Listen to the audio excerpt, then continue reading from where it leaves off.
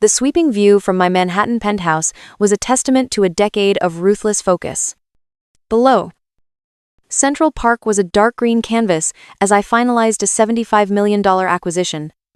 My phone buzzed on the polished obsidian of my desk. The screen showed a message from my brother. Leo. I assumed it was another logistical query about our father's funeral.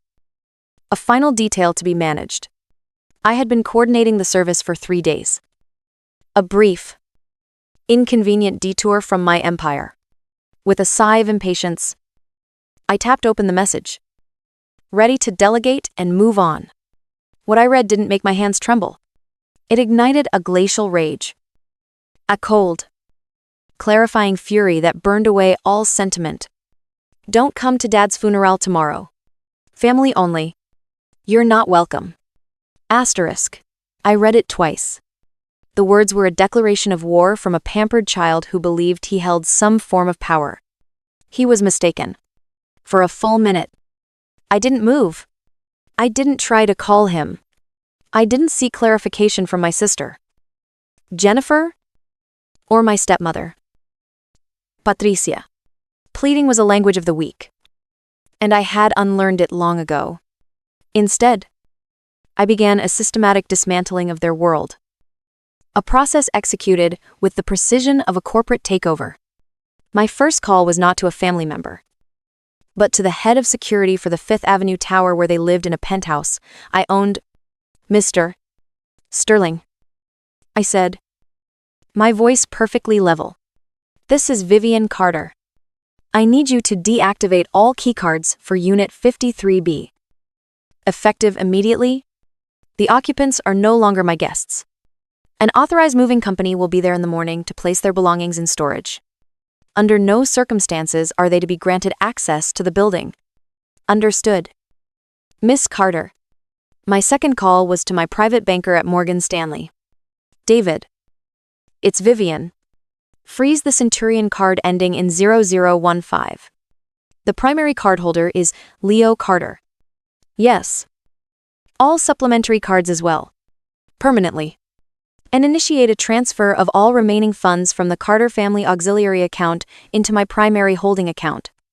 The auxiliary account was the one they used for their lavish dinners, their designer clothes, their illusion of wealth. My third and final action was an email sent to the board of the exclusive preparatory school where Jennifer's children were enrolled. The subject line was concise times termination of tuition sponsorship asterisk. The body of the email was even simpler, stating that the Carter Family Foundation would no longer be covering the tuition for Liam and Sophie Carter. Effective at the end of the current business day. 3 actions. Less than 10 minutes. I had surgically removed the financial and logistical pillars of their lives. Now, they were truly on their own. Now, we could have a real conversation. The infuriating irony was that they were rejecting the very person who had architected their entire reality. They believed they were living off a carefully managed inheritance. A myth I had meticulously crafted 5 years ago, when my father's business finally collapsed under the weight of his incompetence and my stepmother's spending. Dad's successful investment portfolio was a fiction. The family trust they drew from was nothing more than a creatively named sub-account of my personal finances. The truth was, my father had been on the brink of bankruptcy. I quietly absorbed his debts, took over his finances, and constructed a gilded cage for my family to live in. All to protect him from the shame of his failure, his mounting medical bills from his failing heart, the second mortgage on their original home, Leo's perpetually extended graduate school program, Jennifer's extravagant wedding, Patricia's insatiable appetite for luxury goods. All of it was paid for by me. By my company. I hadn't started with family money. I had started with nothing. While Leo was partying his way through a degree he never intended to use, and Jennifer was hunting for a wealthy husband, I was working 18-hour days, building a global logistics empire from a single, leased warehouse in New Jersey. I saw inefficiencies in global shipping, where others saw chaos. I built a proprietary software platform that optimized supply chains with brutal efficiency. Today, Carter Global Logistics operates in over 40 countries, with annual revenues exceeding $900 million. We move everything from sensitive medical equipment to military hardware across oceans and continents. My name is on lists of innovators and titans of industry. And yet, to my family, I was just Vivian, the awkward, work-obsessed black sheep who chose a boring career path instead of embracing the leisurely lifestyle they felt they were owed. I had been their invisible safety net, the silent benefactor ensuring their world remained comfortable and predictable. I funded their lives so they would never have to worry about money, foolishly hoping that my generosity would one day be met with inclusion and respect. I wanted them to invite me to family gatherings because they missed their sister, not because they needed a check. It was a naive hope. And their text message was the cold, hard proof of my failure. They didn't see me as family, they saw me as a utility. And one, they had decided they no longer needed.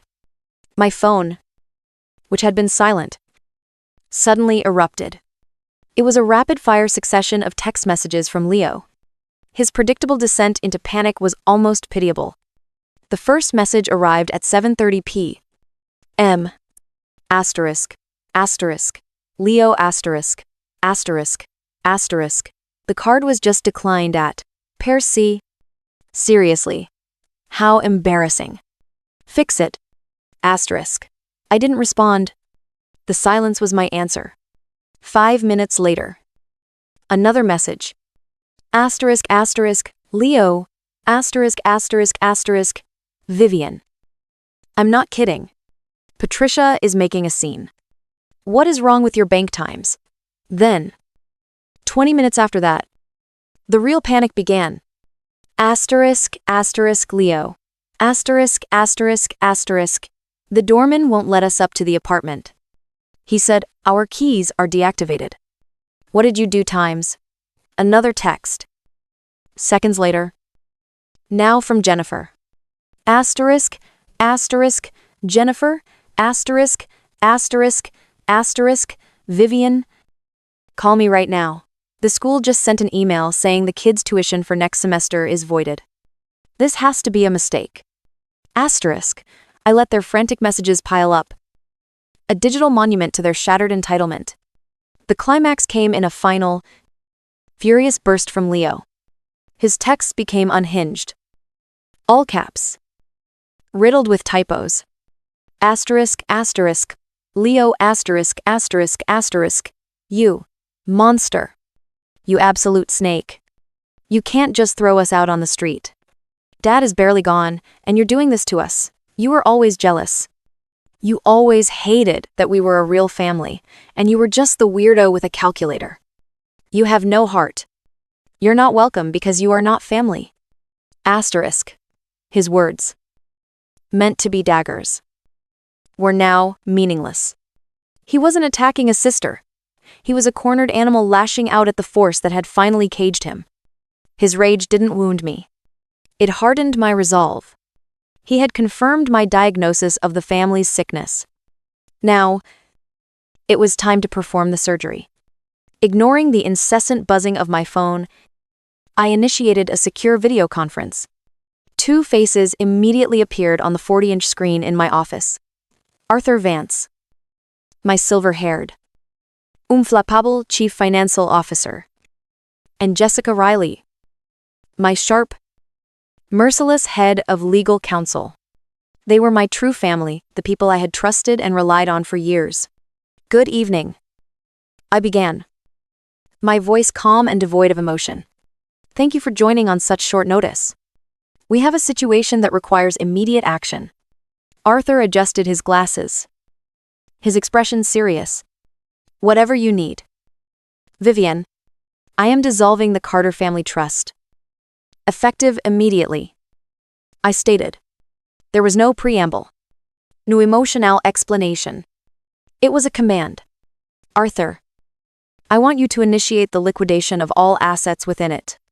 More importantly, I want a full, forensic audit of every transaction. Every transfer. Every expenditure that has flowed through that trust for the past 5 years. I want to know where every single dollar went. I want a report on my desk by morning. Arthur nodded slowly, already typing on his keyboard. Forensic audit. 5-year look back. Understood. It will be done. I then turned my attention to Jessica. Jessica, I want you to draft provisional severance agreements for Leo Carter, Jennifer Carter Matthews, and Patricia Carter. These are not corporate employees, but they have been financial dependents. The agreements will state that all financial support, housing, and benefits have been terminated. It will also include a strict non-disclosure agreement regarding my personal and business affairs. Jessica's expression was unreadable, but a glint in her eye told me she understood the gravity of the situation. And what are we offering in return for their signature on this NDA? She asked. Her tone clinical.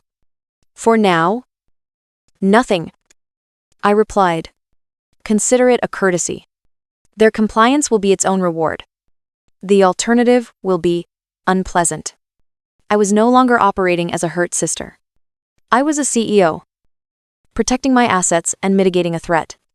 My family had treated me like a business transaction for years, so I would finally treat them the same way. They had made a fatal error in judgment. They had forgotten that in my world, I write the contracts. Less than an hour later, my private line chimed. It was Arthur. A call this soon could only mean one of two things, a minor clarification or a major problem. Vivian, he said, his voice tight with a tension I had rarely heard. I'm in the preliminary stages of the audit, but I've already found something you need to see. I'm sending you a file now. A secured document appeared on my screen. It was a series of wire transfer confirmations from the trust to an offshore account in the Cayman Islands. The transfers were in irregular, odd amounts, $24,000, then $47,500, then $31,000. They were structured to fly under the radar. The total, however, was staggering. What am I looking at? Arthur, I asked, though a cold dread was already forming in my gut. That's $912,000, he said, his voice grim. Wired over the last 18 months to a shell corporation. The signature authorization on these transfers is yours or a very convincing forgery of it. Leo Carter is the sole director of that corporation. Embezzlement. My own brother had been systematically stealing from me. The betrayal was so profound. So brazen that for a moment, the cold fury gave way to a hollow emptiness. He hadn't just been ungrateful, he had been a thief. That's not all. Arthur continued, his voice dropping lower. He used the trust's asset statements as collateral to secure a business loan. $3 million from Wells Fargo. The loan application states the funds are for a tech startup, an LLC he registered 6 months ago. The signature on the loan guarantee is, again, a forgery of your name. This was no longer a family drama. This was a federal crime. Multiple counts of bank fraud and wire fraud. The scale of his deception was breathtaking. He hadn't just been living off me, he had been using my name and my wealth as his personal leverage to commit felonies. I've cross-referenced the LLC, Arthur added, his voice like ice. It has no employees in Verliezen and Adan. No revenue. No product. It's a ghost company. The $3 million was wired to the same Cayman Islands account. I closed my eyes. The final piece of the puzzle clicked into place. The cruelty. The exclusion. The desperate need to push me away, it wasn't just born of jealousy. It was the panic of a criminal trying to hide his crimes. He needed me out of the picture before I got too close. Before I looked at the numbers and uncovered the truth, he hadn't just disowned a sister. He had tried to bury a witness. Just then, my phone rang again. Leo's name flashed on the screen. The timing was perfect. I took a deep breath, centered myself, and answered, putting the call on speaker for Arthur and Jessica to hear. Finally, he screamed, his voice hoarse with rage. Do you have any idea what you've done? We're on the street, Patricia is having a panic attack. Jennifer's kids are crying. You've destroyed this family. You, heartless witch. He went on. A rambling, incoherent tirade of blame and victimhood. He accused me of being jealous, of using my money to control everyone, of trying to ruin our father's memory. It was a torrent of pathetic, predictable accusations. I listened in complete silence, letting him exhaust himself. I could hear his heavy, panicked breathing through the phone. I waited until his rant devolved into sputtering, choked sobs. When there was nothing but the sound of his ragged breaths, I spoke. My voice was chillingly calm. Are you finished? Leo. The question caught him off guard. What do you mean? Am I finished? I asked if you were finished with your performance. I interrupted, my tone cutting like glass. Because now, it's my turn to speak. I've had my CFO, Arthur, conducting a full audit of the trust you've been living off of. He's found some fascinating discrepancies. There was a sudden, sharp silence on his end of the line. Let's start with the small things. I continued, savoring each word. Let's talk about the $912,000 you've been siphoning into a shell corporation registered in the Cayman Islands. Forgery of a financial instrument is a serious offense. Leo.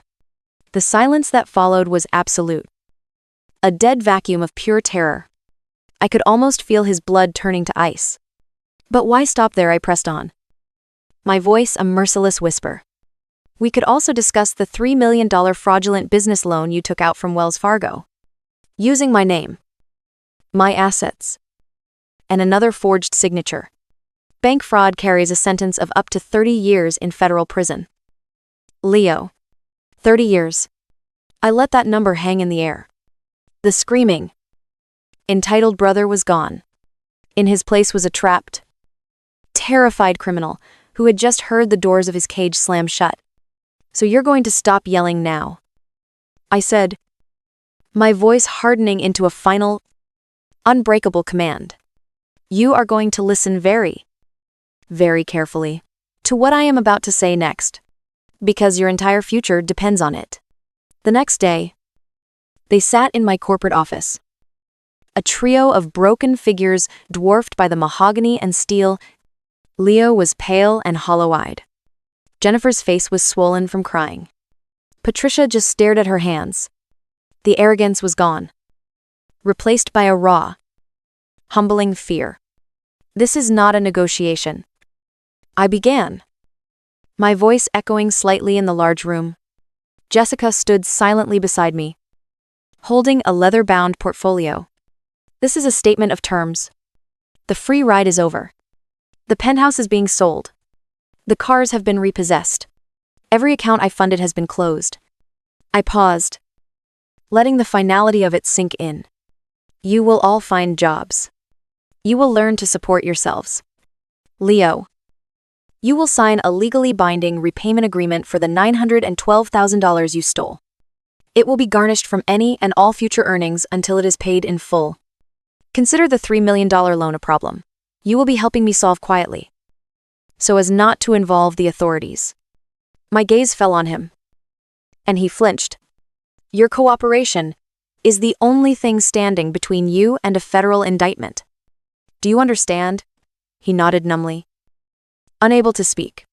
Furthermore, I continued, you will all attend mandatory family counseling with a therapist of my choosing. I will pay for it. But your attendance is non-negotiable. We will unpack this toxicity, this jealousy, this dysfunction, piece by painful piece. We will learn to be a family, or we will cease to be one entirely. It was not a promise of a happy ending. It was the beginning of a long, arduous process. Over the next few months, they took the first faltering steps. Leo got a menial job in logistics, a bitter irony I allowed him, and started making his monthly repayments. Jennifer, stripped of her credit cards, discovered a surprising talent for budgeting. Patricia, facing the reality of her situation, Enrolled in a community college course. The healing was slow, measured in small victories. A civil phone call, a shared memory of our father that didn't end in a fight. A therapy session, where truth was spoken without venom. I reinstated Dad's funeral. A smaller, more private affair paid for from what was left of his actual estate. It wasn't a celebration, but a somber acknowledgement of our shared loss and our collective failure. I learned that sometimes true strength isn't about endlessly giving. It's about having the courage to turn off the fire hose. Not as a punishment, but to force the people you love to finally learn how to find water for themselves. An empire is built with brick and steel, but a family can only be rebuilt with boundaries, consequences, and the painful, terrifying hope of a second chance. What toxic systems in your own life are you propping up?